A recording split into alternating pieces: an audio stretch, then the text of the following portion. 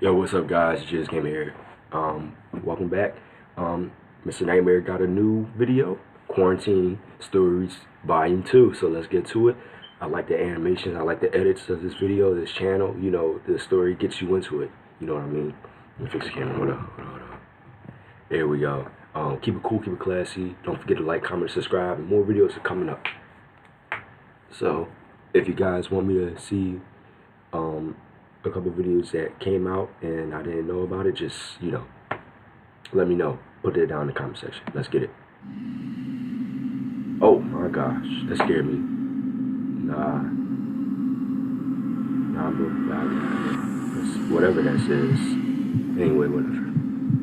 Let's listen. I'm 24 years old, still living with my mom and dad, along with my two younger siblings. Okay. My parents bought a new house in March, just around the time coronavirus really started to be taken seriously around me, and quarantining started. So we were in the unpacking and settling in phase during all this.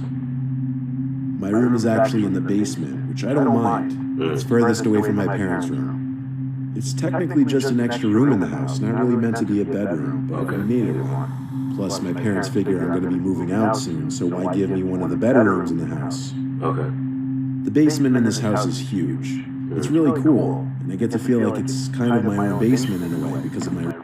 Yeah, about basements though, like when I was like younger, little, like it's just something about basements, especially like that looks nice. Look at that laptop, it looks nice. It looked like they built a wall, but like if they didn't, if it's just a wall, like, basements in general, it just creeped me out, room. But right off the bat moving here, weird things would happen. Inside... Oh, sorry about that advertisement. That's the last one. In my room, mostly at night, I hear strange sounds inside the walls.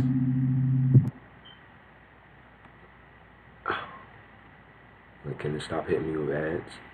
I knocked on the wall, and it seemed to be hollow. There's a vent in the room. I thought maybe there was an animal in the vents. I used my iPhone flashlight to get a look inside, but I couldn't really see anything. Whatever, house noises, I figured. If it persisted, I would tell my dad to look into it. I set up my Xbox on the basement TV. That's tough. In fact, I usually just chill in the basement instead of my room. Okay. I used the 50-inch TV my dad set up down there. 50-inch, okay. One night on the first week in the house, I was playing Warzone on my Xbox when I heard this distinct sound come from the side of the basement where my room was. It was muffled by a wall, which led me to believe it came from my room. I went to quickly check inside my room, and it was empty. I hurried back to my game so that I wouldn't die, but to best describe the noise I heard, it sounded like a heavy glass object being placed on a table or something. I figured it probably came from upstairs. Literally the next night, I woke to some weird, muffled thumps. I couldn't tell if it was above my room or to the side of my room. I took my phone again and went to the air vents, but once again, even with the light, I couldn't see anything in there. I was starting to worry a small animal might be in the vents or living inside the walls. I brought it to my dad's attention, who told me to let him know if it persisted, and he told me to try to record the sounds if possible. So a few nights later, I woke up at 4 in the morning feeling extremely thirsty. My trusty bedside water bottle was empty that night, so I had to go upstairs to get a refill. On my way back downstairs from the kitchen after refilling the bottle, I stopped mid-staircase in the dark, thinking I heard something from the basement. Oh, nah. Andy? I said very quietly, wondering if my brother was hiding down there. I whipped out my phone to use the flashlight again as I finished my descent down the stairs. I had a quick look around the basement just for peace of mind, and when I found it was clear, I went back to my room to hit the hay. As I placed... That was just one of my biggest fears about it, would just open it up and it's just totally dark, You know that you're the only one down in the basement and you hear like thumping noises, like, that's just, nah. My water bottle on the ledge above my bed. Something in my gut told me to just look at that little vent in the wall one more time. So I shined the light in that direction, and even though it was only for like half a second, I knew what I saw. It There was someone looking through the holes in the vents for just a brief moment. Oh my God. I saw their eyes clear as day. See? They moved away just as a light revealed them. Wow. What did I do? You probably hope I ran to the vent to get a look inside and see who was in there. Nope. But no. Instead, I screamed like a girl as I ran all the way back upstairs, yelling for my dad like a child. My whole family came down the stairs to my room. I brought them to the vent in my room and shined a light in it again. My dad took a look. Of course, there was no one in sight now. Hey, how'd he get there? I'm not even lying when I say my mom and dad told me the cliche I was seeing things because I hadn't gotten enough sleep and I was tired. See? I didn't buy it. I wasn't sleeping there that night. I I was slept in the late. living room and locked the basement door that night. The basement door only has a lock on it because we have an outdoor entrance to the basement, so Okay. it serves as an extra small layer of security from break-ins, I guess. Well, the next day, when I went down to the basement, I made a shocking discovery. There was some kind of secret door in the wall that was left open. I immediately called my dad down, and we went inside of it together.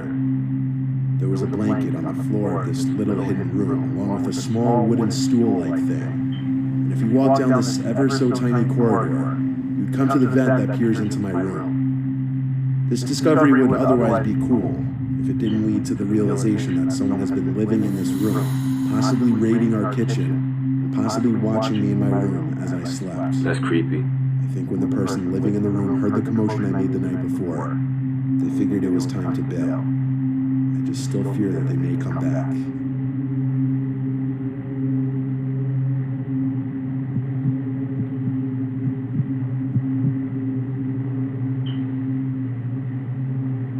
It's April 2020 as I write this, stuck in quarantine.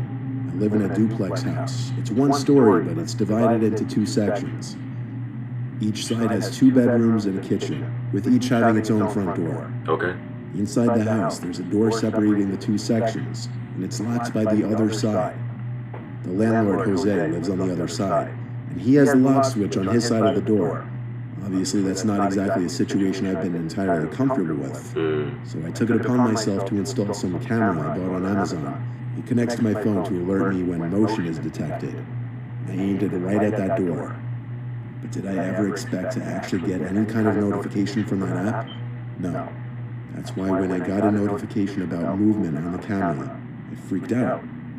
I opened the app and saw in the very laggy, low frame rate video that the door connecting the 2 sides of the house was open. I was literally sitting in my car in a parking lot, heart racing, waiting.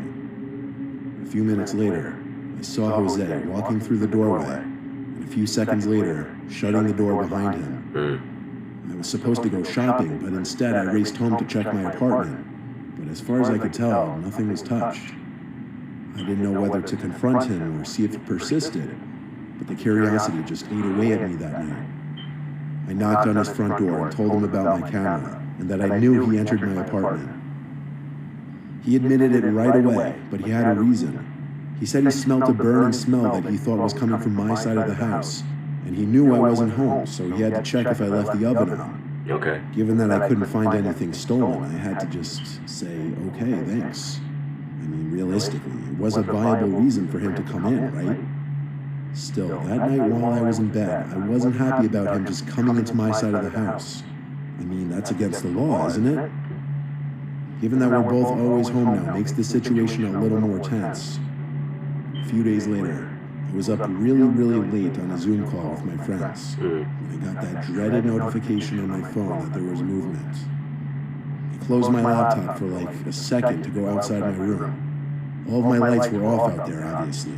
It was like 3 a.m. I was in the living room, and I saw Jose standing in the corner. Oh my God. He had something in his hand that I couldn't see, See? but he was surely looking at me. See? I could only see him because the light from my bedroom came out to the living room slightly. He started walking to me like a zombie. I told him to chill out as I backed away into my room. When I saw him still approaching me with this lifeless posture, I slammed the door shut and locked it. He started to pound on the door with some blunt object and tried the doorknob. I yelled at him to stop before I called the police. And just like that, he stopped. And a few seconds later, I heard the door separating the apartment slam shut. I peeped into the outside. He appeared to be gone. I got the police on the phone and had them come to the house. We got Jose to come to my side of the house. He claimed he didn't remember a thing, and as the four of us watched the footage on my phone of him entering my side of the apartment, he had this look of fear and remorse. That's when he claimed he has a sleepwalking problem that's gotten worse recently, and he's on a bunch of medications. That's bullcrap. The police asked me if I wanted to press charges. I looked at Jose and said no. However, as soon as the police left, I barricaded that door with my dresser and started looking for new apartments. I haven't seen Jose since, and I'm not staying here much longer. I don't think I believe his sleepwalking story. It truly seemed he was trying to hurt me that night.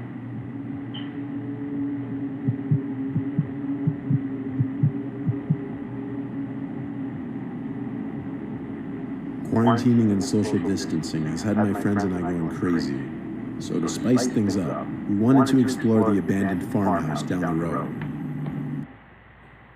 I can already tell what's going on. Explore that abandoned farmhouse.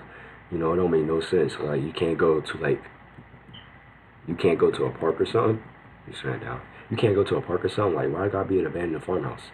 See, I wouldn't hang out with friends like that. Not no abandoned farmhouse. That's ridiculous. What's up? It just don't make no sense. What's up? It don't make no sense. Abandoned farmhouse? That's crazy. But, I just feel sorry for y'all. That's all. My apologies. Had a little British accent, but it don't make no sense. It was my friends Luke, Kyle, and I. Luke drove us. It was only a 10-minute drive. We pulled up this hilly road onto this enclosed property where this once-occupied farm sits. Most people in the area have passed by this place at least once and are aware of its abandonment. Breaking in was easy. We just broke a window on the ground level and hopped in through there. The place was so old we saw dust particles floating everywhere in the light beams from our flashlights. Wow. The most noteworthy things we noticed were the lack of furniture and extremely creaky floors. Even though the place was known to be abandoned, we still expected at least some things left behind. However, it seemed people had already looted the place out. The three of us branched off a bit to different sections of the house to explore, and within a minute, Kyle came tiptoeing back to us and whispered that he heard someone or something in another room. I whispered where, and he pointed. He refused to go over there, while Luke and I just quietly laughed, thinking he was either being a pussy or trying to freak us out. I'm not gonna lie, given the setting, that dark, quiet old farmhouse surrounded by woods in the dead of night, his claims did give me goosebumps. Exactly. Luke and I still proceeded quietly to the room that he was pointing at. Y'all idiots. Y'all idiots. I don't know what his name is. I think I missed it, but that would be me, actually, if I would ever do that, because I doubt I'll ever do something like that. But if I happen to do that, and I hear something, it's like he heard something, right? And it's so dark in there, it's like, I don't know about that. We the only ones in here, and it's abandoned. But it's like, you laughing at him, right? No, he should be laughing at you, actually. I'm just keeping it real. He's being a pussy. Because that's what you said, excuse my language. But that's not smart, really. That's not smart. He told you that there was something over there, or he heard something, and then y'all in an abandoned house, and y'all gonna blow it off. Hey, just nothing. Well, see? It was impossible not to make at least a little creaking on those terrible rotting wood floorboards. Then we discovered that the little room contained a two-way staircase, one going upstairs, another going to the basement. But when I approached the basement staircase, my goosebumps came back, and I realized most, if not all, of the stairs had collapsed. And at this point, it was more so just a hole in the floor. Luke dared me to look down into the basement. I was going to, and I for sure heard a noise come from down there. It was this creaking sound that would repeat every couple seconds. I turned to Luke and whispered, "Do you hear that?" He nodded his head and whispered back to go look down there. No. I took a deep breath You go and do said, it. "To hell with it. I'll do it." Idiot. I crept to the disturbing-looking hole in the floor and shined my flashlight into the darkness below. At first I didn't see anything except a concrete floor in the basement and small piles of rotted wood. But then I got on my knees to get a deeper look in the basement. And that's when we heard. My hand just jerked to the right where I heard the voice, and I saw an old woman with long gray hair in a rocking chair. See? She was looking at me with this lifeless smile. It had this hint of malice to it. I fell backwards and dropped my flashlight. I yelled at the top of my lungs to run to my friends. Kyle already left the house and was waiting in the car. No, Luke and I then got to the car, and I was yelling at him the whole time to hurry up. Smart. Once we exited the property, I felt a lot better. Luke heard the voice too. He didn't see what I saw though. Wow. It was bizarre. It was surreal. It was terrifying. It didn't make sense. Why was she down there? How did she get down there when all the stairs had collapsed? What else was down there? All these unanswered questions are made creepier when you remember that farm has been abandoned for years. Don't worry about it. You see, it don't make no sense. Kyle was actually a smart one. I would have been Kyle. You know, I would have called him and I'd be like, you know what? I'm out. I wouldn't even wait for them. You know? I guarantee you I wouldn't even wait for them. They can run all the way back. He said, I'm leaving. He left. Now that's me. There you go. That's me. It's ridiculous. Alright, yo. Keep it cool, keep it classy. Thank you guys for the support. You know, also don't forget to slice that like button. More videos are coming out. You already know with the game. So, for enough, peace out and stay tuned.